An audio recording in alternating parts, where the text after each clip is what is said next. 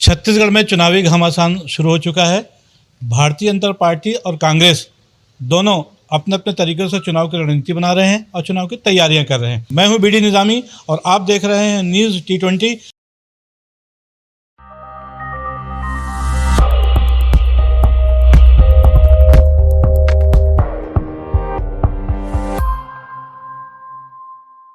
इस बीच भारतीय जनता पार्टी के राष्ट्रीय अध्यक्ष जेपी नड्डा ने अपनी कार्यकारिणी घोषित की और उसमें छत्तीसगढ़ के 3 लोगों को उपाध्यक्ष बनाया, जिसमें डॉक्टर रमन सिंह के अलावा सरोज पांडे और लता उसेंडी, ये 3 नाम है। तीनों को राष्ट्रीय उपाध्यक्ष बना दिया गया है। लेकिन सबसे महत्वपूर्ण बात यह है कि चुनाव के लिए भारतीय जनता पार्टी मुख्यमंत्री के तौर पर कोई भी चेहरा सामने नहीं ला रही है।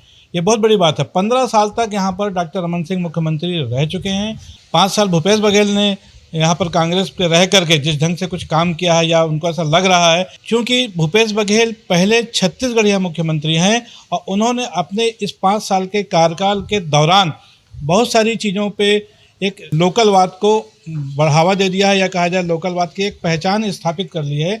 नरवा गरवा गुरवा बारी जो एक कहावत है, छत्तीसगढ़ की जो पहचान है, उसको लेकर के यहाँ के स्थानीय लोगों में एक छत्तीसगढ़िया सबले बढ़िया इस टाइप की बहुत सी बातें हो रही हैं।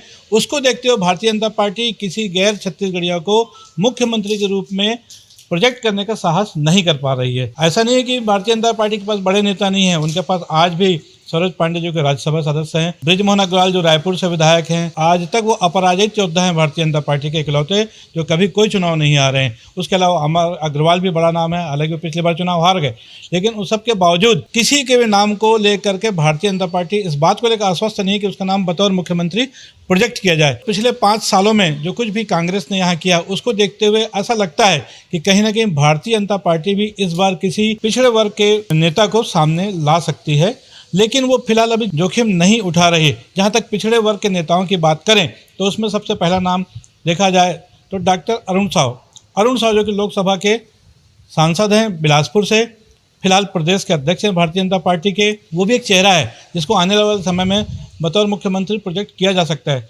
चुनावी घोषणा समिति जो बनाई गई बीच में हाल ही में, जिसके संयोजक बनाए गए विजय बघेल, जो कि दुर्ग के सांसद हैं, और दुर्ग के सांसद रहते हुए वो खास तौर पे है कि उनकी एक पहचान ये भी कि वो भी उसी सीट से आते हैं। एक बार भूपेश बघेल को पराजित भी कर चुके हैं विधानसभा चुनाव में। 2 बड़े नाम ऐसे भी हैं जो कि ओबीसी वर्ग से हैं। कुर्मी समाज के विजय बघेल हैं, जो कि सेम उनके रिश्ते में चाचा भतीजे की रिश्तेदारी है भूपेश बघेल के साथ। तो ऐसे समय में ऐसा लगता है कि कहीं ना कहीं भारतीय जनता पार्टी भी समय का इंतजार कर रही है कि पहले वो चुनाव लड़ रहे, चुनाव लड़ने के बाद ये तय करेंगे, जब उनका रिजल्ट आ जाएगा उसके हिसाब से वो भी चाहेंगे कि किसी छत्तीसगढ़िया को या ओबीसी वर्ग को कोई प्रतिनिधित्व दें।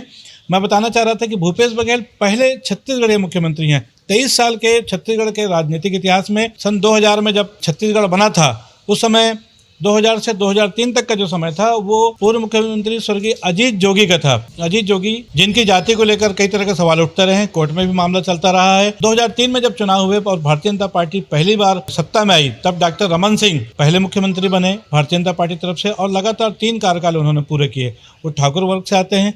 लेकिन जब कांग्रेस ने पिछले साल 2018 के चुनाव में एक बम्पर जीत हासिल की, 68 सीटों हासिल करने के बाद एक तरफा स्वीप किया उन्होंने, और उस समय भूपेश बघेल को जिम्मेदारी दी गई कांग्रेस के कमान संभालने के लिए।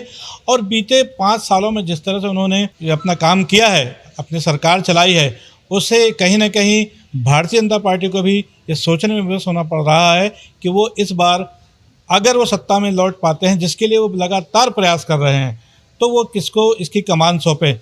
भारतीय जनता पार्टी छत्तीसगढ़ को लेकर कितनी गंभीर है, इस बात का अंदाज़ा इसी से लगाया जा सकता है कि 2 बार अभी तक गृह मंत्री अमित शाह दौरा कर चुके हैं, प्रधानमंत्री नरेंद्र मोदी भी पिछले महीने छत्तीसगढ़ आ चुके हैं, और खबर यह है कि बहुत जल्दी ये दोनों बड़े नेता भारतीय जनता पार्टी के एक बार फिर छत्तीसगढ़ की धरती पर आने वाले हैं। कुल मिलाकर भारतीय जनता पार्टी के लिए आने वाले समय में, जो कि 4 महीने 5 महीने बाद जबकि चुनाव होना, 3 जनवरी की तारीख 2024 में तय हो चुकी है, जिस दिन छत्तीसगढ़ में विधानसभा के चुनाव होंगे। छत्तीसगढ़ के 90 सीटों का भविष्य तय होगा, और उसके बाद ये तय होगा कि सरकार किसकी बनती है। लेकिन भारतीय जनता पार्टी के लिए सबसे बड़ी चुनौती यह है कि वो वर्तमान परिस्थितियों में अपनी पार्टी के मुख्यमंत्री के चेहरे के तौर पर किसी को भी सामने नहीं ला पा रही है। मुख्यमंत्री के दावेदारों में जो नाम है उसमें डॉक्टर रमन सिंह के अलावा सरोज पांडे का भी नाम आता है। जहां तक डॉक्टर रमन सिंह की बात है, वो 3 बार मुख्यमंत्री बन चुके हैं और चौथी बार भी वो चाहेंगे कि उनको मुख्यमंत्री बनाया जाए।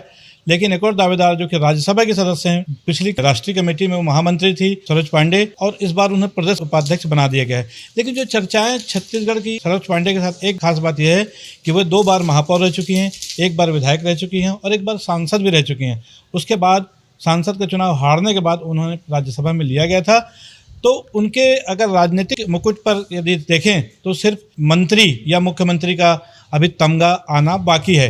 इसलिए कहीं ना कहीं सरोज पांडे के समर्थक भी उनके लिए लॉबिंग कर रहे हैं कि उन्हें प्रोजेक्ट किया जाए। लेकिन भारतीय जनता पार्टी का हाईकमान इस बात को लेकर के मुस्तैद है, कोई चूक नहीं करना चाहता, और इसीलिए इस बार जो माना जा रहा है कि जो दावेदारी होगी भारतीय जनता पार्टी की तरफ से किसी पिछड़े वर्ग से ही होगी, और इसीलिए शायद डॉक्टर रमन सिंह और सरोज पांडे को राष्ट्रीय कार्यकारिणी में उपाध्यक्ष बना करके एक तरह से मुख्यमंत्री पद के दौड़ से बाहर कर दिया गया, ऐसी चर्चा राजनीतिक गलियारों में चल रही है।